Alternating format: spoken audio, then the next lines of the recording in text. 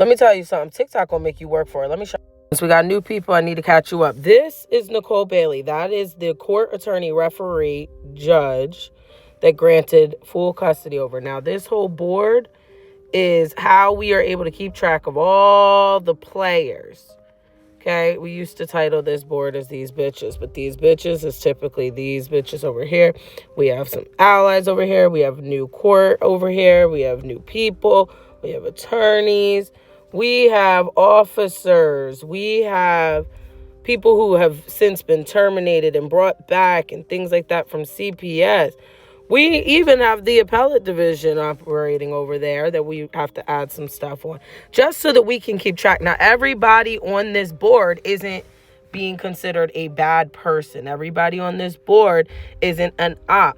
You clearly see where it says allies. I just want to point out my allies. Let's just shout out our allies. Shout out our allies. Allies are judges that do their job and are clean. And Mr. Corey, we have come a long way that you have made it to the Tristina Batts, Tristina D's, Tristina Kardashian ally list. I never in my life. Do y'all want to know who Mr. Corey is? Hold on. When I tell you only God can get us to this point. This man, this is Qaid Batts. Qaid Batts at 14 years old, unalived this boy. His name is CJ. 14, 16, was sentenced to life, etc., a whole other judge. Then we end up with Mr. Corey, who becomes his judge for resentencing after he goes to the Supreme Court. Happens 2 times, etc., etc. This is why I am the way I am to the justice system, and I refuse to never not understand what is happening with the case, because one of the most traumatic events of my life was when my boyfriend showed up on the newspaper one morning looking like this. And I seen it on my way to school. That my boyfriend just unalived somebody and is going to be in jail for the rest of his life. And then for the rest of my life, this topic keeps coming up because this man won't let him come out. And so I need you to understand that when this woman and this woman, who likes to be unknown but actually looks like this, so when I said Shrek, okay, decided that they were going to bring up this boy in my custody battle for my baby that has nothing to do with him, in order to taint all of these people over here from Pennsylvania, that when they saw his name, they would not validate anything I said. They would retaliate against me. They would ignore anything I say because I'm being mean to her on the internet. But what ended up happening is when I came down there, I went in front of this man, the Honorable Brian Piniella. And he does not take my shit. I need y'all to understand. One time I had a concussion. It was a separate matter. And I had a concussion. And I accidentally was like, I cannot take you serious. When he was doing one of his very serious moments. But he's really cool as shit. And he's only cool as shit because he's I'm not here to make anybody's life hard. My job is to be a judge. It's to be a referee. It is to balance the scale of justice and to honor a system. So when this man did his job, and this woman got really mad because he did his job ethically and she did not want to believe that I was not being, unethical and this and the third. She tried to call him to get everything modified. A lot went on. But eventually I ended up in this man's courtroom several days after this man had to make an order that I turned over my baby to Ronald because of this woman's very clearly unethical order. I had to come into this man's court for another hearing for this man. And during that, for one of the first times in my life, I really got to watch this man work. And I got to watch him work by sitting and being quiet and letting the attorneys do what they had to do, asking questions.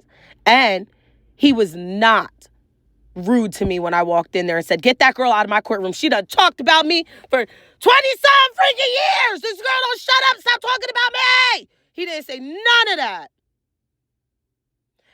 And when I had to come in front of this man after this person and this person and this person did things allegedly by the hand of this woman who is in Pennsylvania but wanted to help all these people because they called her and was like, hey, please represent that guy. You are the county solicitor.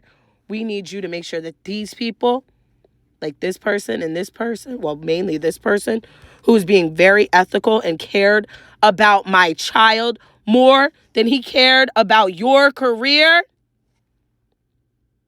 I ended up having to go in front of this man on an emergency petition, and he didn't give it to me. Hell no. He didn't just slap it down and be like, I know what's all going on in this. No.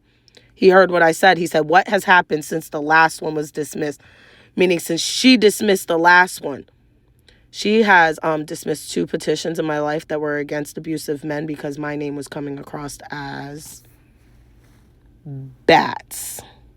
Her husband used to work at the law firm that represented him. I think there's like an issue or something. I don't know what her problem is, but I also don't argue with her. So on the day when she dismissed it, I said, okay.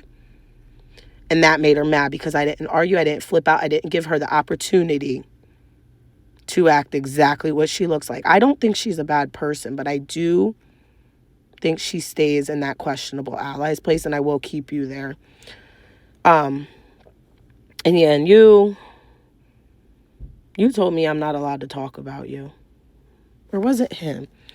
It was one of you two. We got to fact check, but both of y'all did some weird shit in there. I got to go back to my notes because I only went in front of you for like 5 seconds. Yeah, it was you.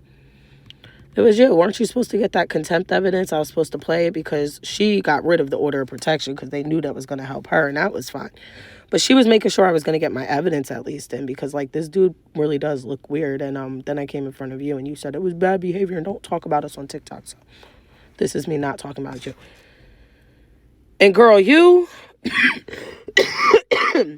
you know what you did because I asked you on the record, do you know what you're doing? And you said, yup. And I said, okay. So... we'll get back to you one day if I ever need to. I'm not really that worried about because, again, Pennsylvania ultimately have been allies. Because why? Because that's the Commonwealth state, and they don't like to play games. And now here we are in 2025 where we have this woman. She is our new judge. So where we are now, we need to understand she has not been on the case. She has not done anything so far that makes me have any feelings about her, et cetera, et cetera, et cetera. This is who we have now to be in charge of a whole new clean battle. And I want you to understand that this woman sued the fuck out of this woman. And it's basically the reason she couldn't run on the ballot that year. So, I mean, just only God. But here's the thing. None of these people, this guy, not this guy, damn sure not, where you at, Casey? She's a referee. Not this girl. No, none of these other people over here at that court want to deal with my ass. So they are pretty sure I'm perfectly fine with her. Because she is the Honorable Judge Ella Marshall. She won fair and square. And I'm not saying this to kiss her ass. I honestly just love the karma. Because, again, if you go back and watch that video where I was talking about where this girl got kicked off that ballot, and I said that's where the retaliation started because she was mad. It was because this girl did her job. Shout out to you, Miss Marshall. Shout out to her.